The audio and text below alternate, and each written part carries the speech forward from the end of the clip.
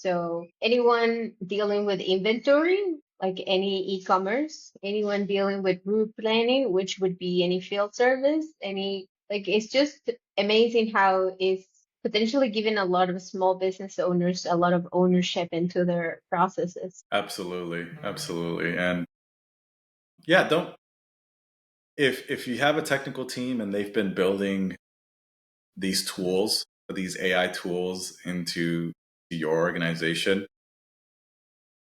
if you're a leader out there and you're a decision maker for technology,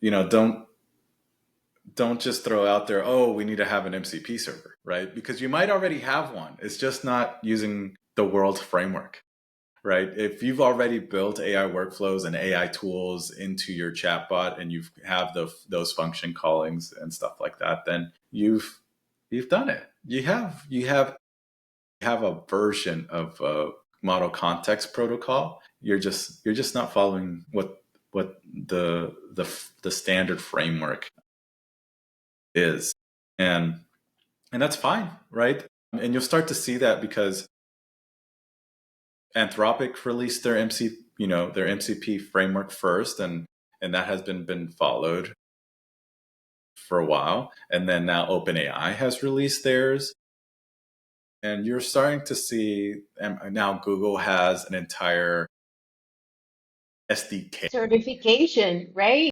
Yeah, they have a certification, but they just released an SDK where you can create essentially an AI model.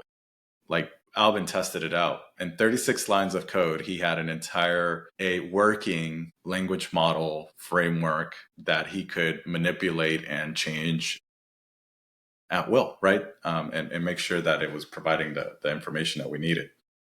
Again, we try to stick to things that are proven and have been battle tested. So um, these are things that we won't be putting into production, because we have other experiences for production ready frameworks. But as these things mature and better documentation and better security features and things like that come into play, then yeah, we'll have more to say about that. But we're playing right now. We're playing around with it, but we're not using it as our golden standard because there hasn't been enough tests